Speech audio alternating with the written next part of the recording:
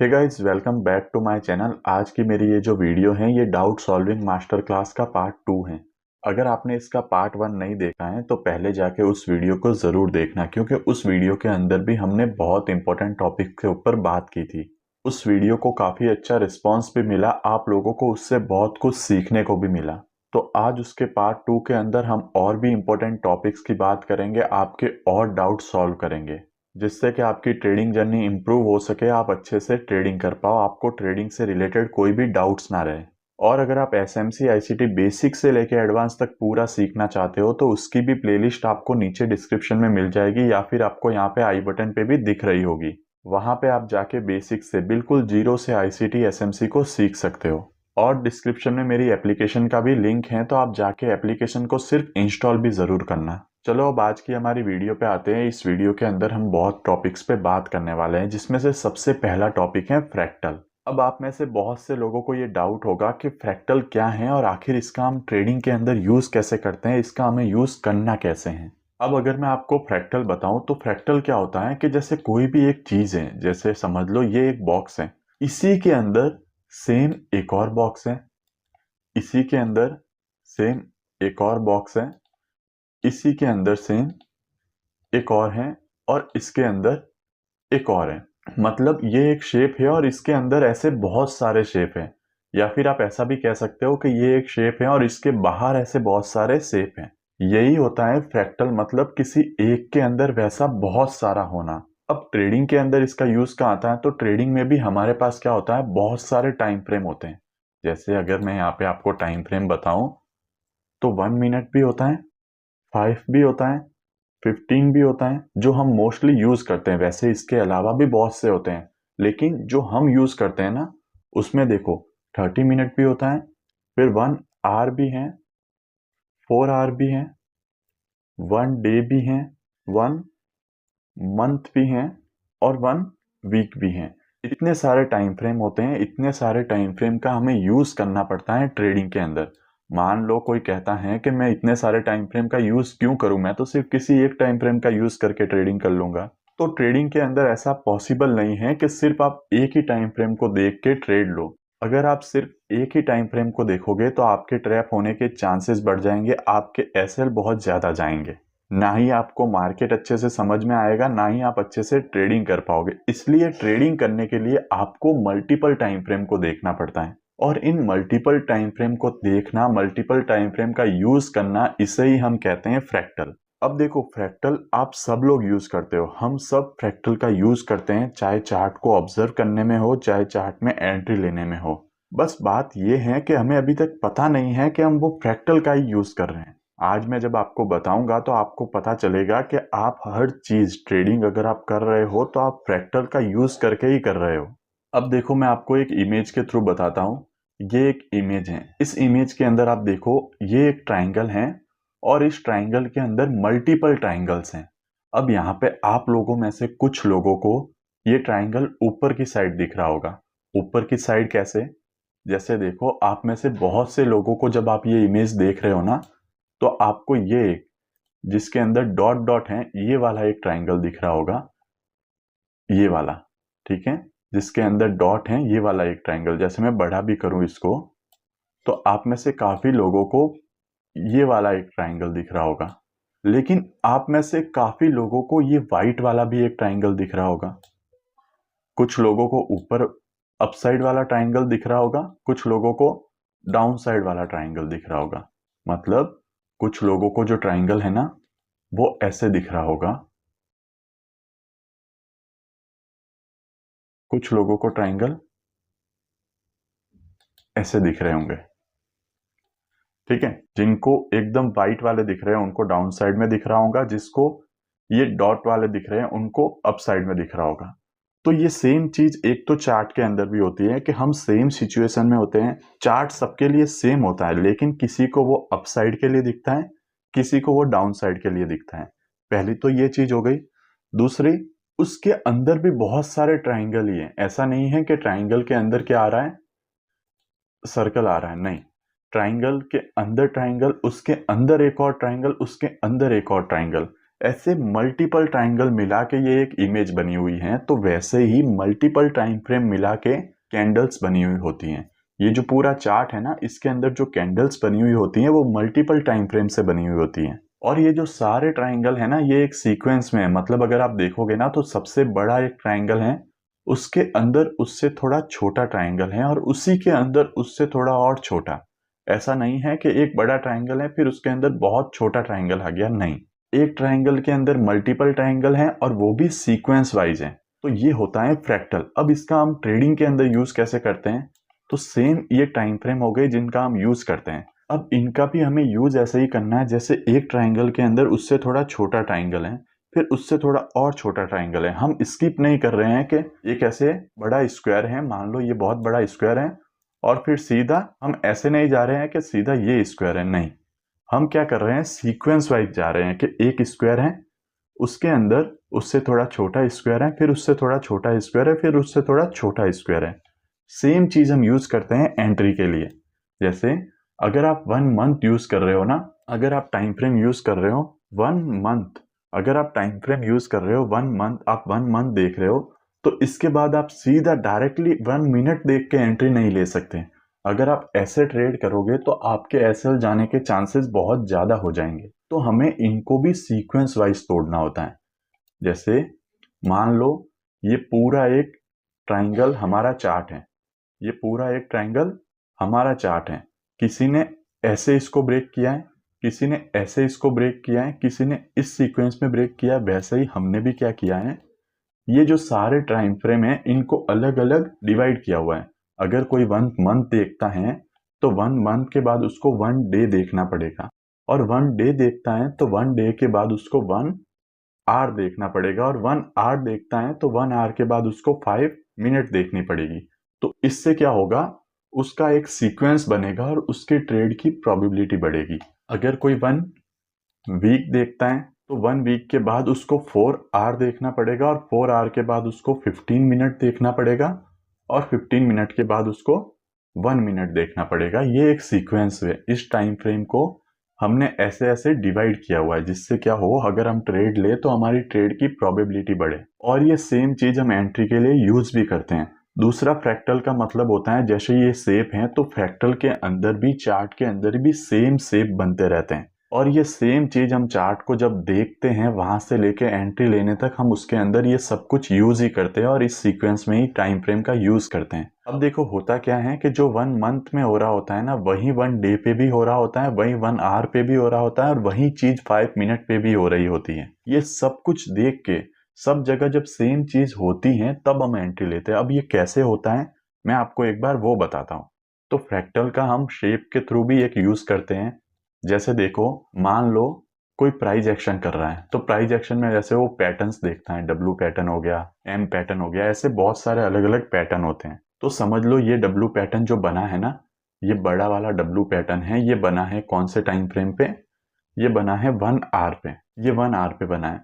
तो इसी के अंदर आप छोटे टाइम फ्रेम पे जाओगे ना, तो यहाँ पे इसके जो ये, जहां से ये डब्ल्यू फॉर्म हुआ है, वहां पे 5 मिनट में भी क्या बना होगा, एक डब्ल्यू। वहां पे 5 मिनट में भी क्या बना होगा, एक डब्ल्यू। मतलब सेम पैटर्न उसके अंदर बना होगा उसके छोटे टाइम फ्रेम पे।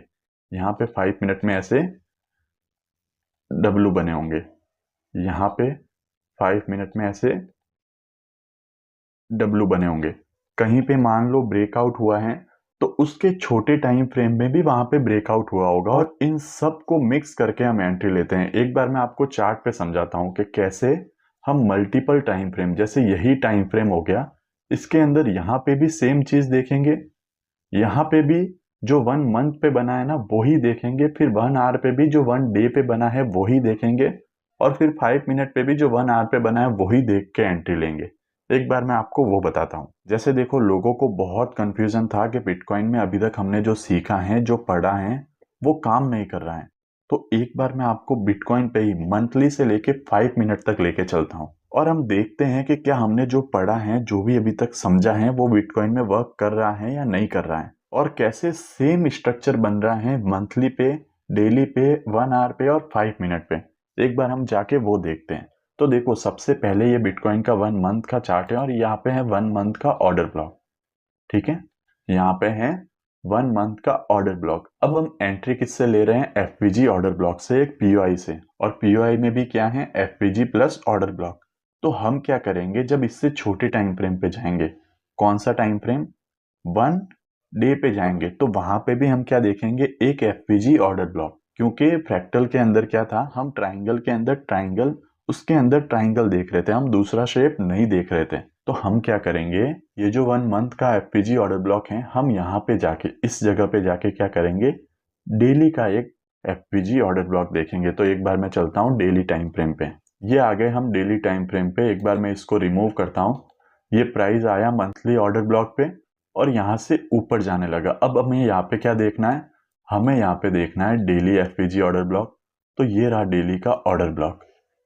ठीक है, जो हमने मंथली पे देखा था वही हमने अब क्या देखा है? डेली पे।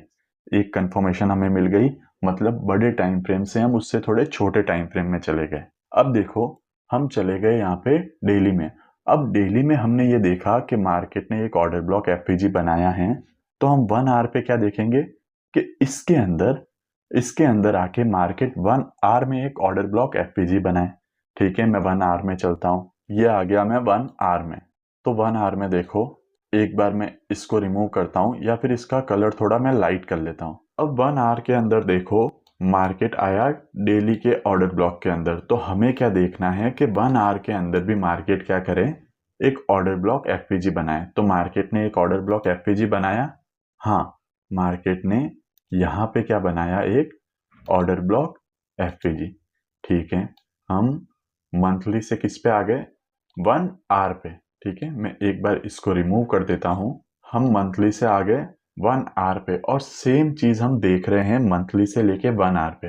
अब हमें और रिफाइन करना है। हम क्या चाहते हैं कि मार्केट इसके अंदर 5 मिनट में भी सेम करे जो अभी तक वो करते आ रहा है। मतलब इसके अंदर वो 5 मिनट में भी एक ऑर्डर ब्लॉक बनाए, एक एफपीजी बनाए। तो चलो हम 5 मिनट पे चलते हैं। देखो, ये आ गया मैं 5 मिनट के अंदर। एक बार हम देखते हैं कि 5 मिनट में भी सेम हुआ है या नहीं हुआ है। तो ये रहा हमारा ये ऑर्डर ब्लॉक।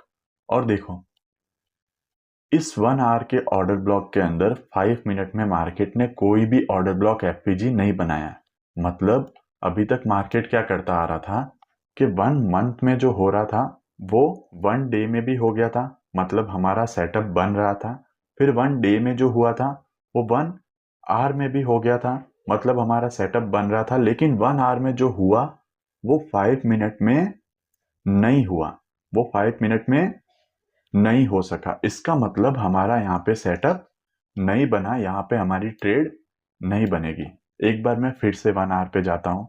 अब देखो, इस 1 डे के अंदर ये 1 आवर का एफपीजी ऑर्डर ब्लॉक बना, लेकिन यहाँ से 5 मिनट में सेम प्रोसेस नहीं हो पाया। मतलब जो भी फ्रैक्टल चलते आ रहा था ना, वो पूरा नहीं हुआ।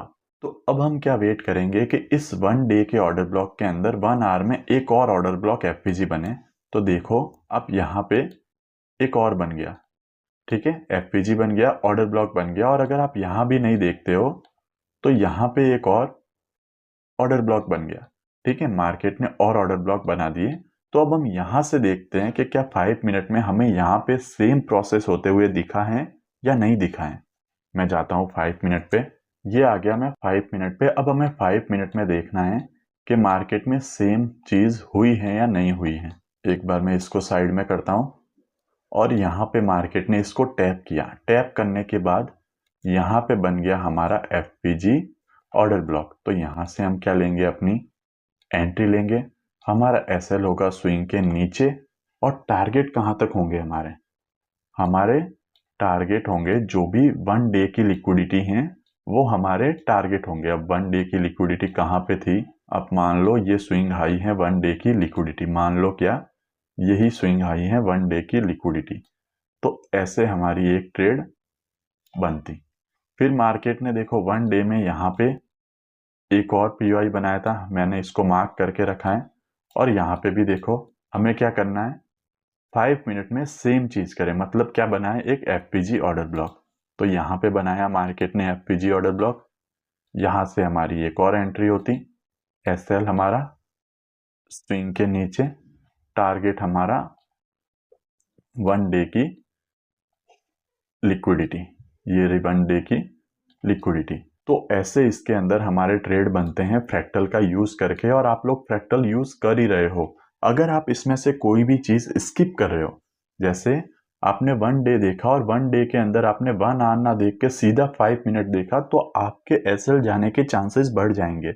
इसलिए ये सारे टाइम फ्रेम को हमें ऐसे सीक्वेंस वाइज ही यूज करना है। तो अब आपको ये तो समझ में आ गया कि मार्केट के अंदर क्या होता है। अगर हमें एंट्री लेनी है तो हमें मल्टीपल टाइम फ्रेम का यूज करना है। कैसे यूज करना है मैंने आपको बता दिया, मंथली से लेके 5 मिनट तक मैं आपको लेके चला गया। अब अगर कोई ट्रेडर अलग तरीके से एंट्री लेता है, मान लो कोई ब्रेकआउट ट्रेडर है। ब्रेकआउट ट्रेडर क्या हो गया कि मान लो ये एक रेजिस्टेंस है, वो क्या करता है, मार्केट जब इससे टकराता है तब एंट्री नहीं लेता, वो इसके ब्रेकआउट पे एंट्री लेता है। मार्केट ने रेजिस्टेंस को ब्रेकआउट किया, फिर इसको टैप किया और वो यहां से एंट्री लेगा। अगर वो ये सेम चीज बड़े टाइम फ्रेम पे देख रहा है, वो मार्केट के अंदर ये बड़े टाइम फ्रेम पे देख रहा है, मान लो 1 डे में देख रहा है, तो डायरेक्ट वो डे में एंट्री नहीं लेगा।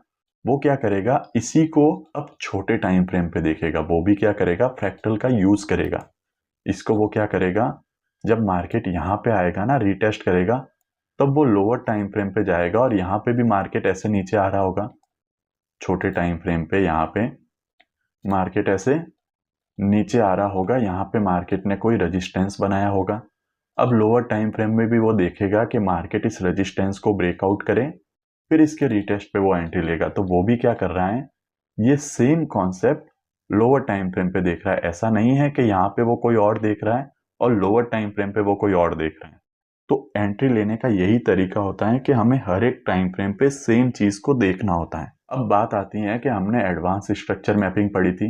एडवांस स्ट्रक्चर मैपिंग के अंदर क्या था कि मार्केट ऐसे मूव कर रहा था। मार्केट अगर अपसाइड जा रहा था ना, तो ऐसे जा रहा था।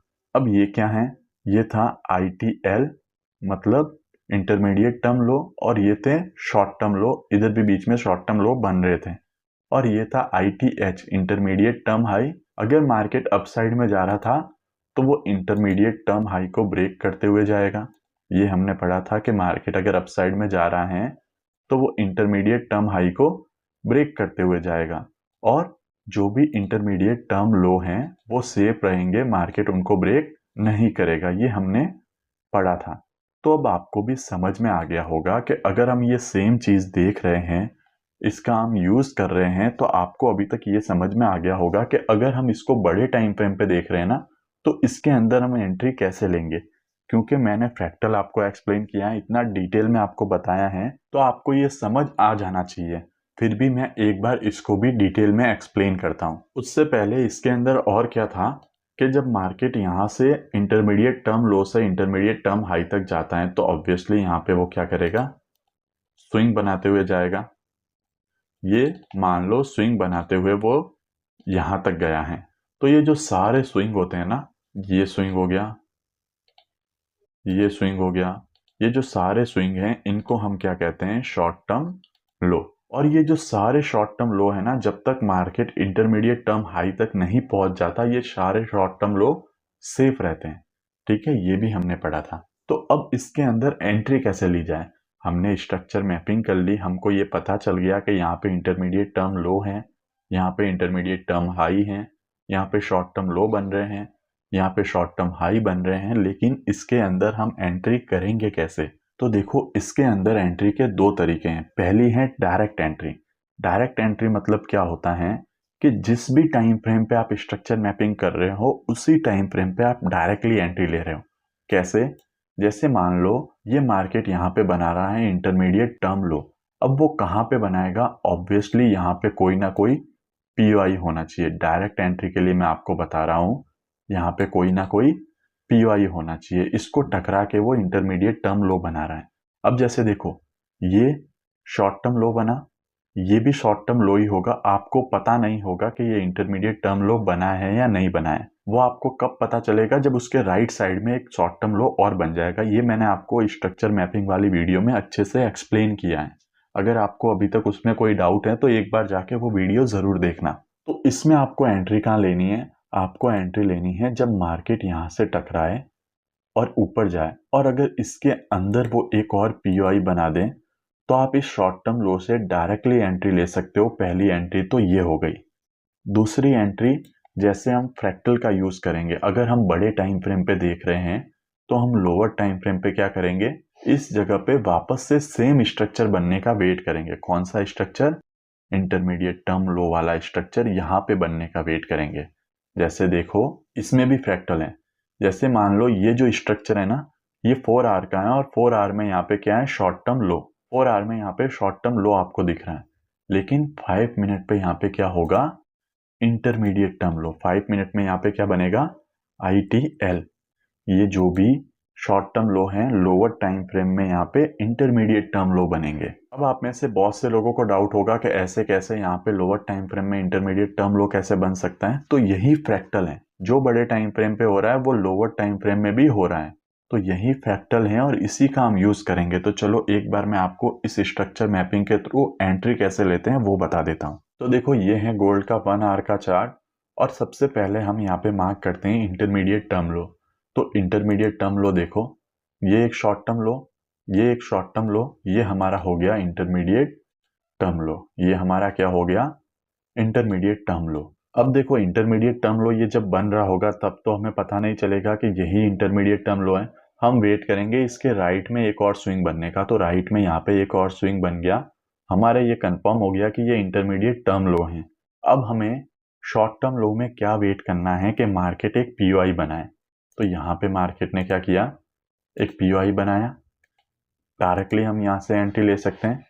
SL हम इसके नीचे रख सकते हैं शॉर्ट इंटरमीडिएट टर्म लो पे, और टारगेट हम ले सकते हैं 1:3, 1:4, जो भी आप लेना चाहो वो टारगेट आप ले सकते हो। एक तो आप ऐसे एंट्री कर सकते हो, मार्केट जैसे यहाँ पे भी इंटरमीडिएट टर्म लो बना रहा है तो यहाँ से भी आप एंट्री ले सकते हो। SL आप इसके नीचे रख सकते हो, टारगेट आप 1:3। एक एंट्री आप ऐसे डायरेक्टली ले सकते हो जहां पे भी मार्केट बना रहा है ना।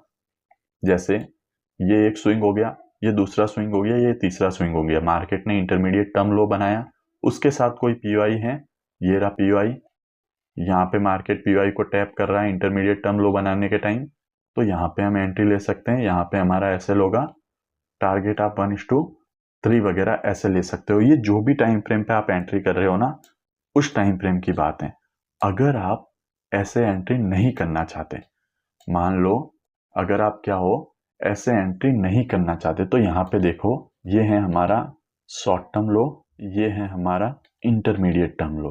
ठीक है, अब मुझे क्या करना है, मैं अगर लोअर टाइम फ्रेम पे जाऊंगा तो मुझे यही स्ट्रक्चर यहाँ पे देखना है। मार्केट इसके अंदर आया, मैं यही स्ट्रक्चर देखूंगा। एक बार मैं यहाँ पे जाता हूँ लोअर टाइम फ्रेम में, मैं इसको यहाँ से रिमूव करता हूँ। ठीक है, और मैं लोअर टाइम फ्रेम पे जाता हूँ। ये आ गया मैं लोअर टाइम फ्रेम पे। अब आप यहाँ पे देखो, ये मार्केट आया। ठीक है, ये मार्केट उस POI पे आया, 4 आवर के उस POI पे जहां पे वो शॉर्ट टर्म लो बनाने वाला है।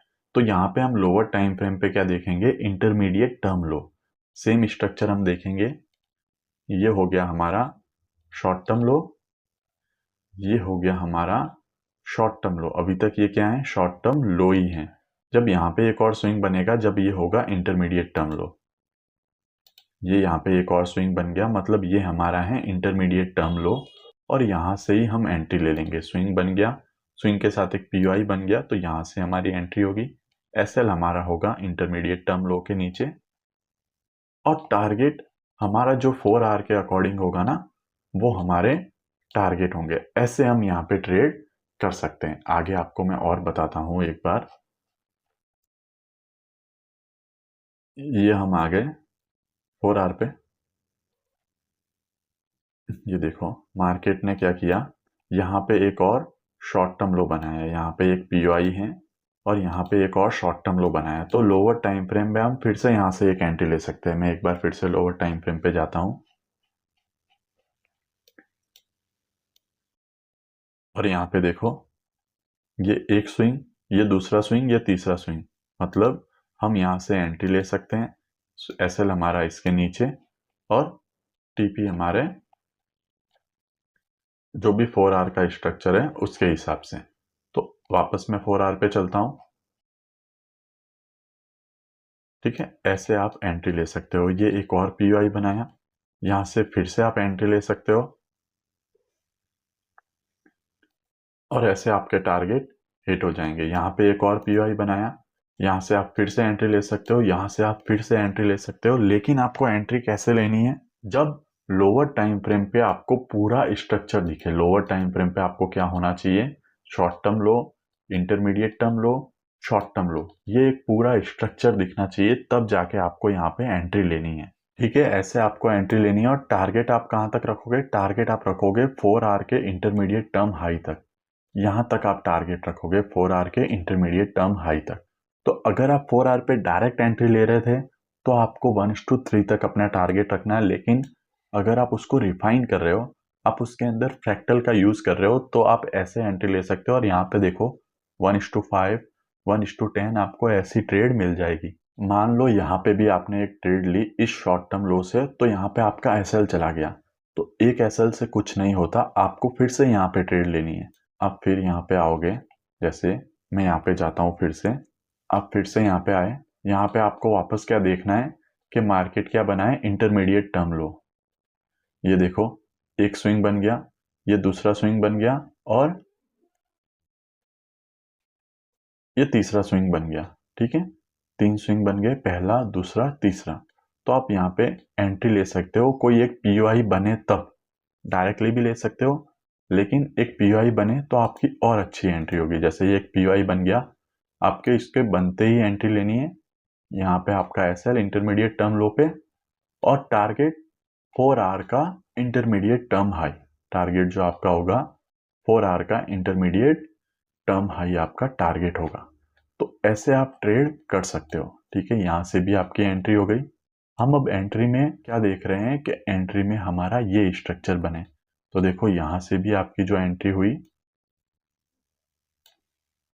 वो भी सेम आप उसका टारगेट रखोगे यहाँ तक, 4 आवर के इंटरमीडिएट टर्म हाई तक। अब इस ट्रेड में एग्जैक्ट आरआर क्या मुझे नहीं पता, क्योंकि जब मैं इसको ऐसे बड़ा कर रहा था ना तो मुझसे थोड़ा सा ये हिल गया। लेकिन इसमें भी आपको बहुत अच्छा आरआर मिला है। तो ऐसे आप ट्रेड ले सकते हो और मल्टीपल ट्रेड ले सकते हो। जब तक ये मार्केट यहाँ तक नहीं आ जाता, वहां पे आप छोटे टाइम फ्रेम पे जब भी इंटरमीडिएट टर्म लो बन रहा है वहां से आप ट्रेड ले सकते हो और अपने टारगेट यहाँ तक रख के मल्टीपल ट्रेड लेके उसको होल्ड कर सकते हो। और जो ये ट्रेड है ना, ये ट्रेड है, इनके आप एसएल शिफ्ट कर सकते हो। कहाँ पे? जब भी market short term low 4 hour में बनाता जाए तब आप इनके एसएल भी ऊपर की तरफ शिफ्ट कर सकते हो। तो ऐसे आपको ट्रेड लेना है लोअर टाइम फ्रेम पे इस एडवांस स्ट्रक्चर मैपिंग का यूज करते हुए। देखो, अगर आप इस स्ट्रक्चर मैपिंग का यूज कर रहे हो, इससे ट्रेड ले रहे हो, तो आपको बहुत अच्छे ट्रेड मिलेंगे, उनकी एक्यूरेसी भी अच्छी ही होगी। लेकिन बात यह है कि इसको आपको प्रैक्टिस करना पड़ेगा। इस स्ट्रक्चर मैपिंग को प्रैक्टिस करना पड़ेगा। इसमें एंट्री के लिए आपको पहले बहुत ज़्यादा प्रैक्टिस करनी पड़ेगी। नहीं तो बहुत बार क्या होगा, आप लोग कंफ्यूज हो जाओगे, आपकी ट्रेड मिस हो जाएगी और आप गलत जगह पे एंट्री ले लोगे। इसलिए आपको इसकी प्रैक्टिस करनी पड़ेगी। तो ऐसे 2 तरीके हैं जिससे आप एंट्री ले सकते हो। पहला है डायरेक्टली, जिस टाइम फ्रेम पे आप स्ट्रक्चर मैपिंग कर रहे हो उसी टाइम फ्रेम पे आप एंट्री ले सकते हो। दूसरा है उससे लोअर टाइम फ्रेम में जाके फिर आप सेम कॉन्सेप्ट को वापस देखो, सेम स्ट्रक्चर को वापस देखो और वहां पे आप एंट्री ले सकते हो। आई होप आपको ये समझ में आया होगा। अगर आपको कोई और डाउट भी रहा है तो मुझे कमेंट में बता देना, मैं वो डाउट आपका सॉल्व कर दूंगा नेक्स्ट वीडियो के अंदर। ठीक है, ये हो गया। अब हम अगला टॉपिक पे चलते हैं, पावर ऑफ 3। देखो, मार्केट ऐसे मूव कर रहा होता है, आपको पता है मार्केट ऐसे मूव कर रहा होता है, लेकिन हर बार वो ऐसे सीधा ऊपर जा रहा है, सीधा नीचे आ रहा है, फिर सीधा ऊपर जा रहा है, सीधा नीचे आ रहा है, ऐसा नहीं होता। मार्केट को मूव करने के लिए चाहिए फ्यूल। जैसे एक गाड़ी होती है, हम इंसान भी है, तो हम सबको मूव करने के लिए, अपना काम करने के लिए एनर्जी चाहिए। वो एनर्जी कहाँ पे मिलती है? फ्यूल से। अब जो व्हीकल्स होते हैं उनके लिए फ्यूल होता है पेट्रोल, डीजल। हम जो इंसान हैं, हमारे लिए जो फ्यूल है वो है हमारा खाना। हम जब खाना खाएंगे उससे हमें एनर्जी मिलेगी और उस एनर्जी से हम अपने सारे काम कर सकेंगे। ठीक वैसे ही ये मार्केट भी मूव कर रहा है। अब मार्केट भी मूव कर रहा है तो इसको भी मूव करने के लिए क्या चाहिए? फूड चाहिए। मेरा ये लैपटॉप है, इसको भी काम करने के लिए क्या चाहिए? फूड चाहिए। और इसका फूड क्या है? जो इसको पावर सप्लाई मिल रही है वही इसका फूड है। तो ये जो मार्केट है इसको भी चलने के लिए फूड चाहिए। अब इस मार्केट का फूड क्या है? लिक्विडिटी। जो लोगों के स्टॉप लॉस हैं वही इस मार्केट का फूड है। जब तक उनके स्टॉप लॉस जाएंगे नहीं ये मूव करेगा नहीं। या फिर इसको क्या चाहिए, बहुत सारे ऑर्डर्स चाहिए, तो वही होता है मार्केट का फ्यूल। अब मार्केट में मान लो मार्केट एक ऐसी जगह पे आ गया है, मार्केट यहाँ पे है और इसके पास अब इनफ फ्यूल नहीं है ऊपर जाने के लिए। मार्केट यहाँ पे आ गया है और इसके पास इनफ फ्यूल नहीं है ऊपर जाने के लिए। तो ऐसी कंडीशन में मार्केट क्या करता है, कंसोलिडेट करता है। ऐसी कंडीशन में मार्केट क्या करता है, कंसोलिडेट करता है। और इसी कंसोलिडेशन को हम कहते हैं एक्यूमुलेशन। ठीक है, अब मैं आपको पावर ऑफ 3 के बारे में बता रहा हूं। इसी कंसोलिडेशन को हम क्या कहते हैं, एक्यूमुलेशन। ठीक है, इसको मैं ए से लिख देता हूं, इसको हम क्या कहते हैं, एक्यूमुलेशन। ये मैंने लिख दिया इसको ए से। अब एक्यूमुलेशन में क्या हो रहा है, लोगों को पता नहीं है कि मार्केट किस साइड जाएगा, क्योंकि मार्केट क्या कर रहा है, कंसोलिडेट कर रहा है। कोई यहाँ पे अपसाइड की ट्रेड ले रहा है, कोई यहाँ पे डाउन साइड की ट्रेड ले रहा है। तो मार्केट को क्या मिल रहे हैं, ऑर्डर मिल रहे हैं। ऑर्डर के साथ साथ इसको क्या चाहिए, स्टॉप लॉस भी चाहिए मूव करने के लिए। इसलिए मार्केट क्या करेगा, जब वो कंसोलिडेट कर देगा, मार्केट के पास इनफ ऑर्डर आ जाएंगे दोनों साइड से, क्योंकि यहाँ पे बहुत से लोग सेल कर रहे हैं, बहुत से लोग यहाँ से बाय कर रहे हैं। तो मतलब मार्केट के पास ऑर्डर आ रहे हैं और दोनों साइड के ऑर्डर आ रहे हैं। इसके बाद मार्केट क्या करेगा, मैनिपुलेट करेगा। मैनिपुलेट मतलब एक फेक मूव देगा।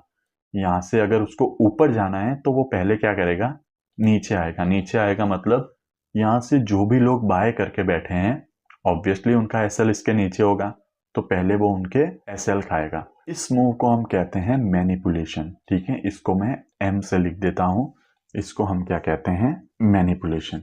ठीक है, जब मार्केट मैनिपुलेट कर लेगा, मार्केट ने क्या किया, मैनिपुलेशन किया। अब यहाँ पे क्या होगा, देखो जो सेल में पहले से ही बैठे हैं उनको लगेगा कि यार हमारी ट्रेड सही जा रही है, मार्केट ने ब्रेक डाउन कर दिया है, वो अपनी क्वांटिटी और बढ़ाएंगे। जो भी यहाँ पे बाय में बैठे थे उनका एसएल चला गया, उनको क्या लगेगा कि मार्केट अब नीचे जाएगा, तो वो और क्वांटिटी ऐड करते हैं, मतलब मार्केट को और ज्यादा ऑर्डर मिल गए और ज्यादा उनको स्टॉप लॉस मिलने वाले हैं। तो अब मार्केट क्या करेगा, यहाँ से डिस्ट्रीब्यूशन, यहाँ से फिर वो क्या करेगा, जितने भी लोगों ने सेल किया है सबके एसएल लेके फास्ट ऊपर की साइड मूव करेगा। इसको हम कहते हैं डिस्ट्रीब्यूशन। इसको मैं लिख देता हूं डी से। ठीक है, इसको मैं लिख देता हूं, इसको मैंने लिख दिया डी से। तो ये होता है हमारा पावर ऑफ 3। 3 मतलब पहला है एक्यूमुलेशन, दूसरा है मैनिपुलेशन और फिर आता है डिस्ट्रीब्यूशन। मार्केट एक्यूमुलेट करता है, फिर मैनिपुलेट करता है, क्योंकि उसको बहुत सारे ऑर्डर चाहिए। मान लो यहाँ पे उसके पास इतने ऑर्डर नहीं थे, तो मार्केट ऐसे ऑर्डर जनरेट कर रहा है, मार्केट अपना फ्यूल ले रहा है।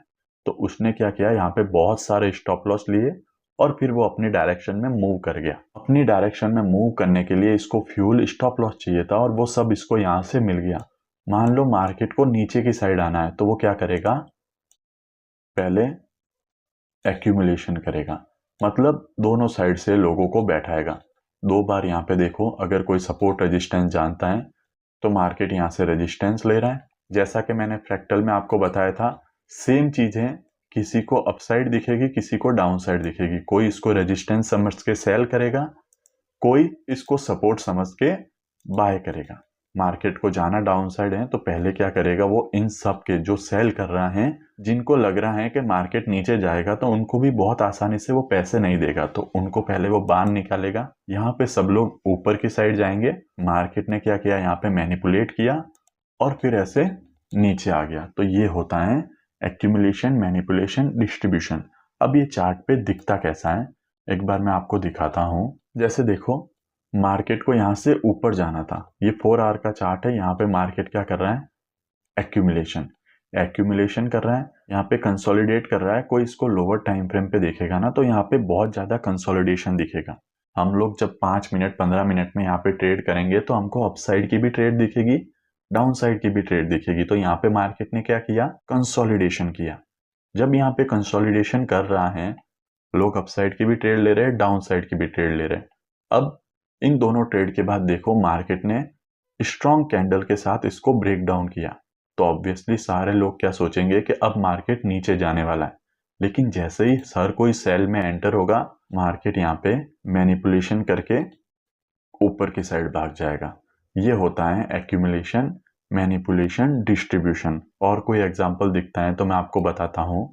यहाँ पे देखो फिर से मार्केट यहाँ पे क्या कर रहा है, कंसोलिडेट कर रहा है।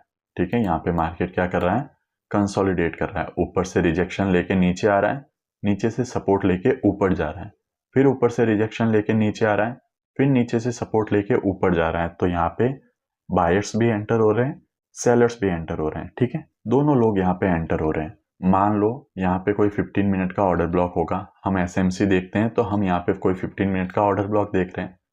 यहाँ पे कोई 15 मिनट का बाइंग का ऑर्डर ब्लॉक होगा। जो भी एसएमसी आईसीटी देखता है वो इस तरह से ट्रेड ले रहा है। जो प्राइस एक्शन देख रहा है वो यहाँ से रिजेक्शन पे ट्रेड ले रहा है और यहाँ से रिजेक्शन पे बाइंग की ट्रेड ले रहा है। अब यहाँ से ट्रेड ले रहे हैं वो होल्ड करके बैठे हुए हैं।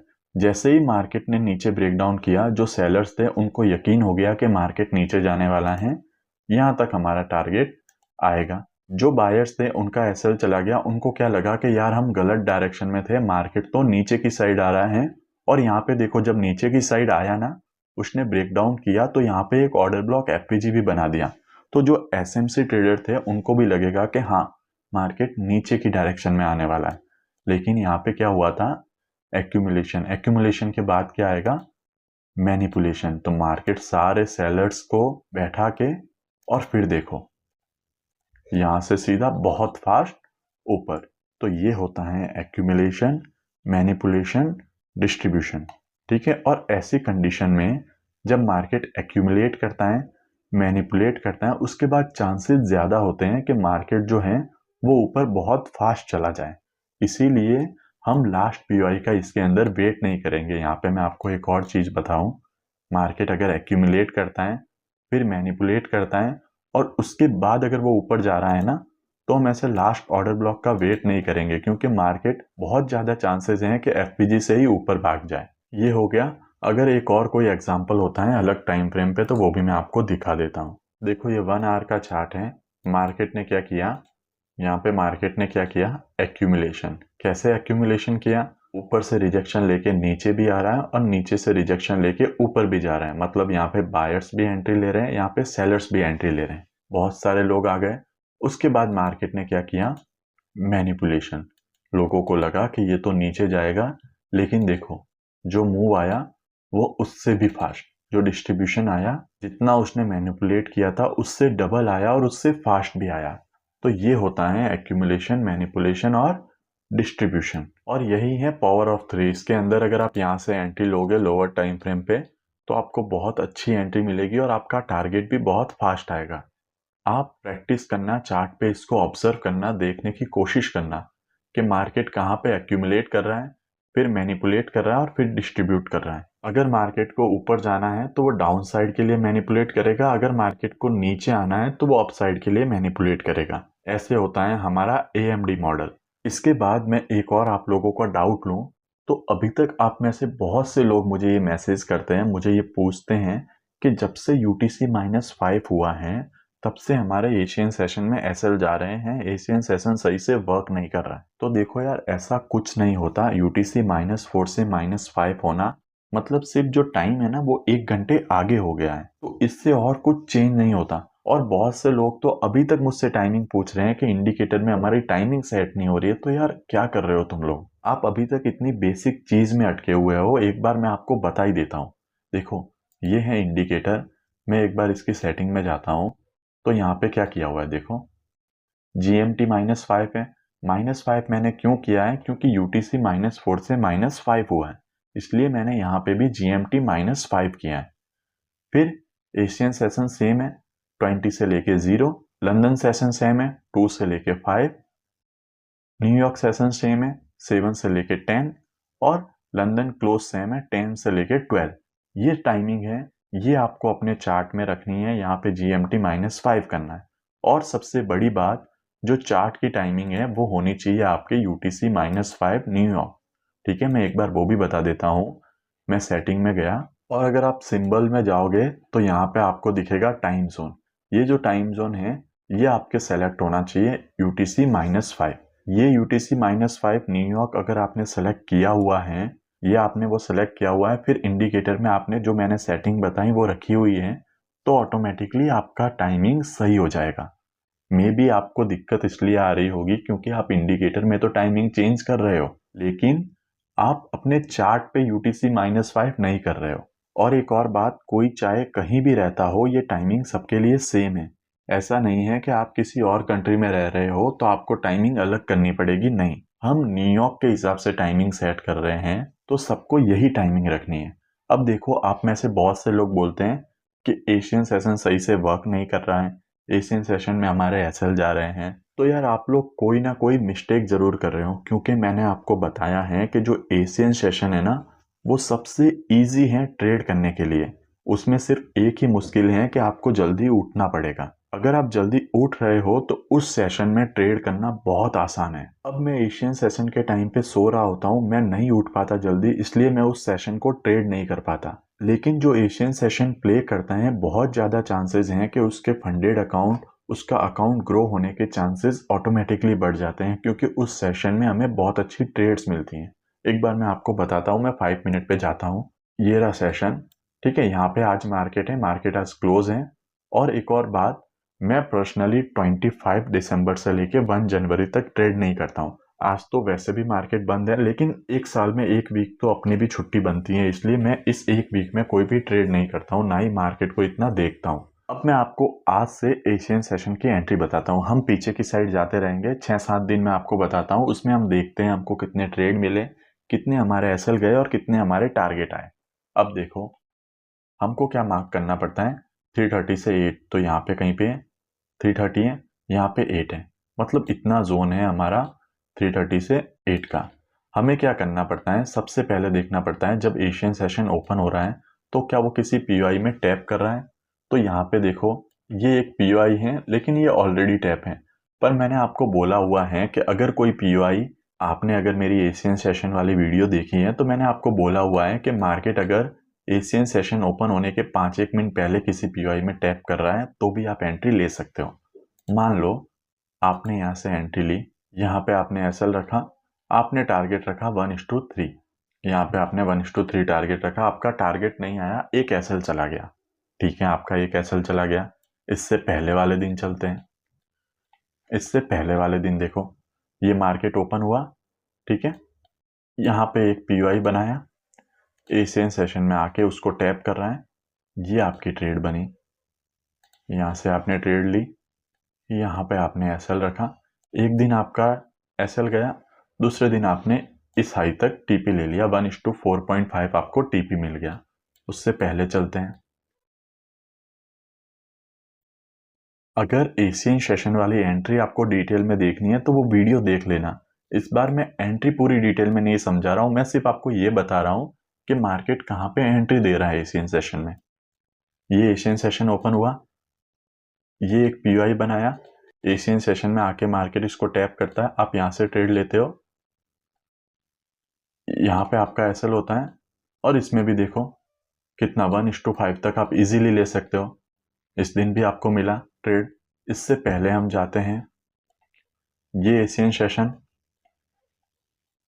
ये एक पीओआई मार्केट में बना हुआ है, यहाँ से आपको ट्रेड मिलती है, यहाँ से आप ट्रेड लेते हो। यहाँ पे आपका एसएल, ये देखो 1:5-6, आप यहाँ पे भी इजीली ले सकते हो। फिर और पीछे आते हैं, ये रहा एशियन सेशन, ये यहाँ पे एशियन सेशन ओपन हुआ, यहाँ पे एक पीओआई बना हुआ है, ठीक है। यहाँ पे पहला एफपीजी है, यहाँ से आप ट्रेड लेते हो, यहाँ पे आप एसएल रखते हो और यहाँ पे भी आपको ट्रेड मिल गया। फिर और पीछे चलते हैं, यहाँ पे देखो, ये एशियन सेशन स्टार्ट होने के 5-1 मिनट पहले एक पीओआई को टैप कर रहा है, ठीक है।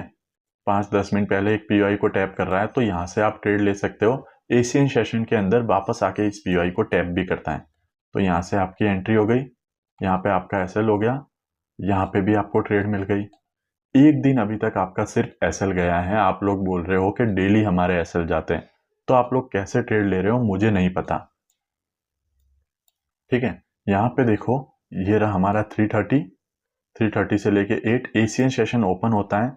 अब यहाँ पे कोई पीओआई नहीं है, तो मार्केट क्या करेगा, इसकी लिक्विडिटी लेगा। इस जोन की मार्केट ने लिक्विडिटी ली, यहाँ से आप लोअर टाइम फ्रेम पे ट्रेड ले सकते हो, या फिर चलो आपने 5 मिनट पे ही पीओआई बनने दिया और यहाँ से आपने ऐसे ट्रेड ले ली। समझ लो बहुत से लोगों ने बाइंग की ट्रेड ले ली, तो एक और इस दिन आपका एसएल गया। और पीछे चलते हैं, यहाँ पे मार्केट आया, ठीक है, मैंने ये बोला था 5 मिनट पहले भी अगर पीओआई को टैप करेगा 5 से 10 मिनट तो भी चलेगा, तो यहाँ से आपने ट्रेड ली,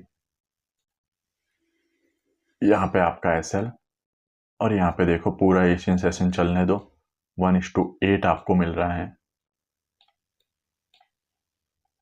और पीछे आते हैं, तो यहाँ पे भी देखो मार्केट आया, इस पीओआई को टैप किया, यहाँ से आपकी ट्रेड हो गई, ठीक है, यहाँ से आपकी ट्रेड हो गई, और यहाँ तक आपको टारगेट भी मिल गया 1:4। तो ऐसे आप इजीली ट्रेड कर सकते हो। अब मैंने आपको कितने दिन बताया, मेरे हिसाब से 6-7 दिन हो गए होंगे, या फिर 1 2, एक सेकंड देखते हैं, 3 4 5 6 7 8 और 9, ठीक है, 9 दिन मैंने आपको बताए हैं। 9 दिन में से आपके 2 एसएल गए हैं, और बाकी हर दिन आपको 1:4 1:5 1:6 ऐसे टारगेट मिल रहे हैं। तो सिर्फ इन 9 दिनों में भी अगर आपने एशियन सेशन ही प्ले किया होता ना, तो भी आपके 7 ट्रेड ऐसे होते जो सही जाते हैं। आप अगर उन 7 ट्रेड में 1:3 भी लेते ना, तो भी आपका फंडेड अकाउंट क्लियर हो जाता। तो ऐसे आपको ट्रेड लेनी है। अब मुझे नहीं पता कि ऐसे ट्रेड लेने में आपको कहाँ दिक्कत आ रही है। ना कुछ सोचना है, ना कुछ करना है, सिंपल सा आपको मार्केट में आना है, 3:30 से 8 PM के जोन को मार्क करना है, वहां पे पहला जो पीओआई दिखे, जिस भी डायरेक्शन में दिखे, उस डायरेक्शन में ट्रेड लेनी है। अब इसके अंदर कहाँ आपको दिक्कत आ रही है, कैसे दिक्कत आ रही है, मुझे नहीं पता। और मुझे तो लगता है कि लोगों का अगर एक एसएल चला गया, मान लो किसी ने आज ट्रेड किया और उसका एसएल चला गया, तो उसके बाद वो इसको वापस देखेगा भी नहीं। उसको क्या लगेगा कि इससे तो एसएल जाते हैं। ऐसा ही एक क्वेश्चन मुझसे आप में से बहुत से लोगों ने पूछा है कि हम एनालाइज तो सही कर देते हैं, हमें बायस भी पता है, हम एनालिसिस भी सही करते हैं, लेकिन एंट्री के टाइम हमारा एसएल चला जाता है।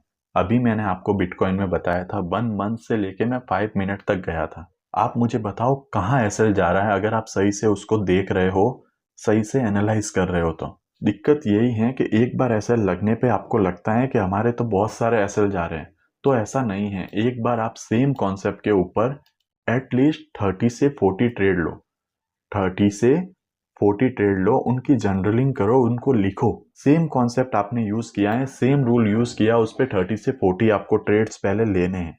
जब 30 से 40 आप ट्रेड्स ले लेते हो, उसके बाद उनमें देखो कि आपके कितने एसएल गए।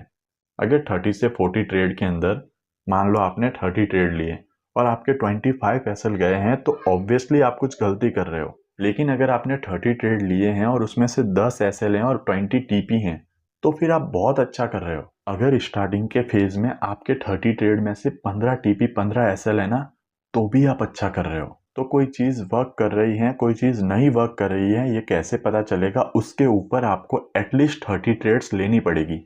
एक दो ट्रेड से आप नहीं जज कर सकते कि क्या वर्क कर रहा है, क्या नहीं वर्क कर रहा है। अगर आपकी आदत है, 2 ट्रेड लिए, उसमें से एक एसएल चला गया और आप सोच रहे हो कि ये चीज तो वर्क नहीं करती, तो आप हमेशा मार्केट के अंदर किसी ना किसी के पास जाते रहोगे, किसी ना किसी से सीखते रहोगे और हमेशा सीखते ही रह जाओगे।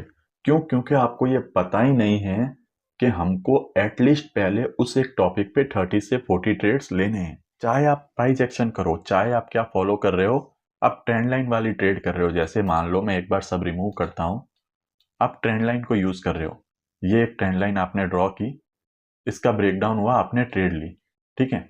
आपने क्या किया, ट्रेंड लाइन को आप फॉलो कर रहे हो, ये एक ट्रेंड लाइन आपने ड्रॉ की, इसका ब्रेकडाउन हुआ, आपने ट्रेड ली।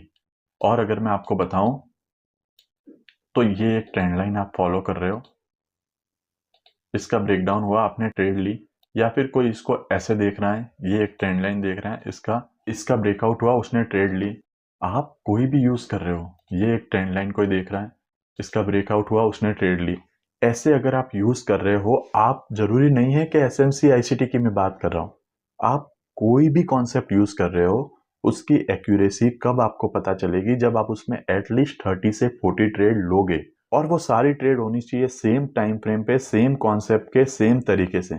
तब आपको उसकी एक्यूरेसी पता चलेगी, तब आपको पता चलेगा कि आपके एसएल कितने जा रहे हैं, आपके टीपी कितने आ रहे हैं। लेकिन लोग क्या करते हैं, एक ट्रेड लेते हैं, उनका एसएल चला गया तो वो तो बस ऐसा ही सोचते हैं कि हमारे तो एसएल जा रहे हैं, मार्केट हमारे सिर्फ एसएल लेता है, उसके अलावा कुछ नहीं होता। मैं गारंटी के साथ बोल सकता हूँ कि जो भी लोग ऐसे कमेंट करते हैं ना कि हमारा एशियन सेशन में एसएल जा रहे हैं, या फिर हमारे इस सेशन में एसएल जा रहे हैं, या फिर हमें इस कॉन्सेप्ट में एसएल जा रहे हैं, उनके पास ना तो खुद का जर्नल है, उनको ये पता ही नहीं है कि उन्होंने सेम कॉन्सेप्ट के ऊपर कितने ट्रेड लिए हैं, उनका रिस्क रिवॉर्ड कितना था, उनका विनिंग रेट कितना है, ये उनको पता ही नहीं होगा। और जब तक आपको ये नहीं पता है, आपने खुद के ऊपर काम नहीं किया, जनरलिंग नहीं की, आपने ये सब नहीं किया है ना, तो आप नहीं बता सकते कि कौन सा कॉन्सेप्ट वर्क कर रहा है, कौन सा कॉन्सेप्ट वर्क नहीं कर रहा है। एक और क्वेश्चन था कि इंटरनल से एक्सटर्नल लिक्विडिटी मतलब IRL से ERL और ERL से IRL, ये हम कैसे प्ले कर सकते हैं? तो देखो, ये बहुत सिंपल चीज है। इंटरनल रेंज लिक्विडिटी हम बोलते हैं FVG ऑर्डर ब्लॉक को, और एक्सटर्नल रेंज लिक्विडिटी हम बोलते हैं जो भी स्विंग हाई या स्विंग लो होता है उसको। एक बार मैं आपको लेके चलता हूँ। जैसे 1 डे में हम चले गए, ये देखो मार्केट ऐसे मूव कर रहा है ना, यहाँ से मार्केट नीचे आया। तो जब मार्केट नीचे आ रहा होता है, जैसे हमारे बाय सबसाइड के हैं और मार्केट नीचे आ रहा है, तो उस कंडीशन में जो भी FPG ऑर्डर ब्लॉक होगा ना, वो हमारा होगा इंटरनल रेंज लिक्विडिटी। जब भी मार्केट इंटरनल रेंज लिक्विडिटी पे होगा, वो जाएगा external range liquidity. External range liquidity क्या होती है? जो भी स्विंग हाई हो गए, जैसे ये हो गया, ये हो गया, ये हो गया, मार्केट ने लिया। अब जब मार्केट किसी एक्सटर्नल रेंज लिक्विडिटी को ले लेता है, तो वो कहाँ पे आता है? फिर से internal range liquidity. Internal range liquidity मतलब कोई ना कोई PY। तो ये रहा हमारा पहला FPG। मार्केट इस पे आया, हमारी एक्सटर्नल रेंज लिक्विडिटी क्या होगी? ये स्विंग, मार्केट ने इसको ले लिया। अब जब भी मार्केट एक्सटर्नल रेंज लिक्विडिटी लेता है, वो फिर से किसी ना किसी इंटरनल पे आएगा। इंटरनल मतलब कोई ना कोई FPG ऑर्डर ब्लॉक, ये रहा। फिर इसको लेके मार्केट कहाँ पे जाएगा? इस लिक्विडिटी तक। ठीक है, जब भी मार्केट ने कोई लिक्विडिटी ले ली, मतलब एक्सटर्नल रेंज लिक्विडिटी ले ली, तो वो कहाँ पे आएगा? Internal range. इंटरनल रेंज मतलब ये FPG ऑर्डर ब्लॉक, और यहां से वापस एक्सटर्नल रेंज। ठीक है, आप कहीं पे भी देखो, ये मार्केट आया FPG order block internal range पे, अब जाएगा कहाँ पे? एक्सटर्नल पे। तो ये रहा हमारा एक्सटर्नल। एक्सटर्नल ले लिया, फिर आएगा इंटरनल रेंज पे, ये रहा हमारा इंटरनल रेंज, फिर जाएगा कहाँ पे? एक्सटर्नल। तो ऐसे मार्केट मूव करता है। मार्केट क्या करेगा? हमेशा ऐसे मूव करेगा। ये आ गया IRL से ERL, फिर IRL से ERL, फिर IRL से ERL, फिर IRL से ERL। इंटरनल रेंज को हम शॉर्ट में कहते हैं IRL, और एक्सटर्नल रेंज लिक्विडिटी को हम शॉर्ट में कहते हैं ERL। तो ये एक सिंपल तरीका है जो हमने ऑलरेडी पढ़ा हुआ है, उसको ही अलग तरीके से बताने का तरीका है। बहुत सिंपल है, एक बार आप देखोगे ना तो आप ऐसे भी कर सकते हो। आप चाहो तो इसको PY से लिक्विडिटी बोलो, या फिर इंटरनल रेंज लिक्विडिटी से एक्सटर्नल रेंज लिक्विडिटी बोलो, दोनों सेम ही चीज है। एक और क्वेश्चन था कि अभी तक बायस से रिलेटेड डाउट आ रहे हैं यार। तो बायस से रिलेटेड और डाउट मैं आपको फिर से बोलता हूँ, जो मेरी बायस की 4 या 5 वीडियो है ना, उनको एक बार फिर से देखो, ध्यान से देखो, आपके सारे डाउट सॉल्व हो जाएंगे।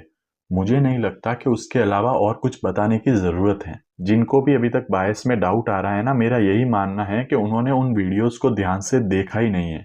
उन्होंने ना तो उनको समझा है, ना ही उनको ध्यान से देखा है, इसीलिए उनको डाउट्स आ रहे हैं। तो प्लीज मेरी रिक्वेस्ट है कि पहले जाके उन वीडियो को और अच्छे से देखो और प्रैक्टिस करो। आप लोग या तो प्रैक्टिस नहीं करते हो, सिर्फ वीडियो को एंटरटेनमेंट पर्पस के लिए देखते हो, इसलिए आपको उसमें डाउट आ रहा है। अब जिनको बायस समझ में आ गए ना, उनका भी एक डाउट था कि जो भी बायस है ना, गोल्ड में तो वो वर्क करते हैं लेकिन करेंसी पेयर में वर्क नहीं करते।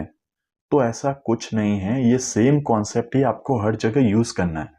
एक बार मैं आपको करेंसी पेयर में भी दिखा देता हूँ। सबसे पहले तो मैं आपको US30 में बता देता हूँ। US30 क्या है? अपसाइड जा रहा है, ये मार्केट ऊपर गया, ऊपर जाके इसने एक FPG ऑर्डर ब्लॉक बनाया, इसको टैप किया, फिर ऊपर, फिर एक FPG ऑर्डर ब्लॉक बनाया, इसको टैप किया, फिर ऊपर। ठीक है, फिर यहाँ पे ऑर्डर ब्लॉक बनाया, इसको टैप किया, फिर ऊपर, फिर यहाँ पे ऑर्डर ब्लॉक बनाया, इसको टैप किया, फिर ऊपर। समझ में नहीं आया इसके अंदर आपको क्या बायस? समझ में नहीं आते। मार्केट ने इंटरनल रेंज लिक्विडिटी ली, फिर एक्सटर्नल पे गया, फिर इंटरनल ली, फिर एक्सटर्नल पे गया, फिर इंटरनल ली, फिर एक्सटर्नल पे गया। ये तो हो गया US30 का। तो इसके अंदर क्या समझ में नहीं आ रहा आपको? मुझे वो पता नहीं चला। एक बार करेंसी पेयर पे भी चलते हैं। ये है USD JPY। एक बार मैं वीकली टाइम फ्रेम पे जाता हूँ, तो देखो मार्केट वीकली पीओआई पे आता है और ऊपर, फिर से वीकली पीओआई पे आता है और ऊपर।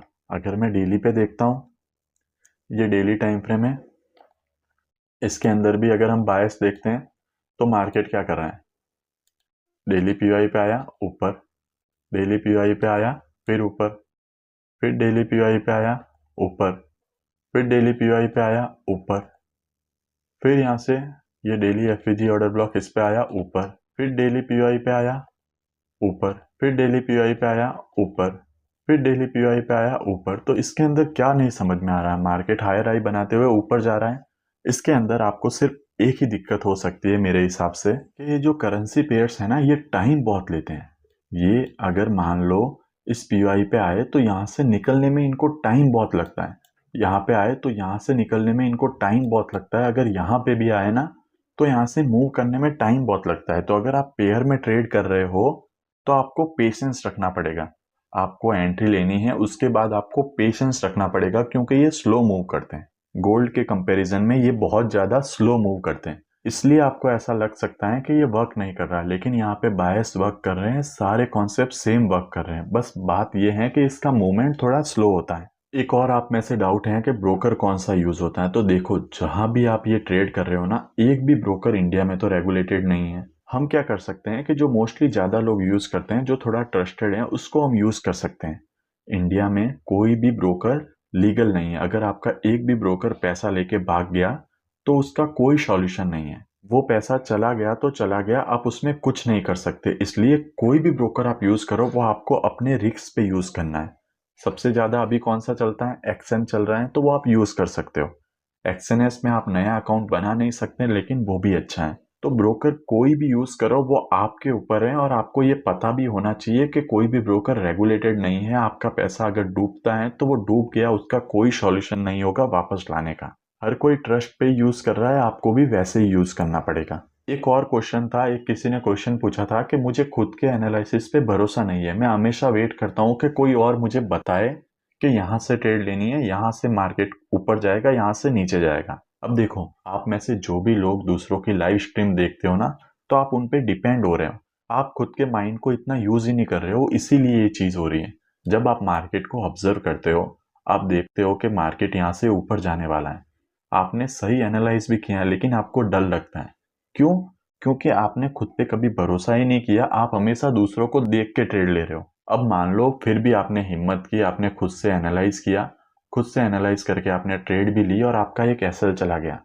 अब आपका अगर एक एसएल चला गया ना, तो आपका ऐसा माइंडसेट है, आप दूसरों को देख के ट्रेड लेने वाले हो, तो एक ही एसएल में आपके साथ क्या होगा, आपको लगेगा कि मैं खुद से जब भी एनालाइज करता हूँ, खुद से जब भी एनालाइज करता हूँ, मेरे तो सिर्फ एसएल ही जाते हैं। और यही रीजन है, यही कारण है कि आपका कॉन्फिडेंस और कम होता जाता है, आप दूसरों पे और डिपेंड होते जाते हो। दूसरा अगर आपको ट्रेड दे रहा है, वहां पे आपका एसएल भी जा रहा है, तो भी आपको डर नहीं लगेगा कि हाँ चलो ये मुझे रिकवर भी करा देगा, लेकिन ऐसा कभी नहीं होता। इसलिए सबसे पहले तो दूसरों को देखना बंद करो। जो भी सिग्नल वाले टेलीग्राम ग्रुप होते हैं उनको लीव करो, खुद के एनालिसिस पे ट्रेड लो, 0.01 लो, लेकिन लो, देखो और मार्केट को ऑब्जर्व करो और देखो क्या एसएल आ रहा है या टीपी आ रहा है।